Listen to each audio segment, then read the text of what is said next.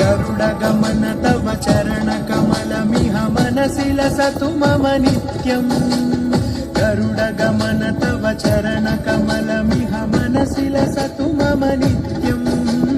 मनसि लसतु मम नित्यम् मम तापमपाकुरुदेव मम पापमपाकुरुदेव मम तापमपाकुरुदेव मम पापमपाकुरुदेव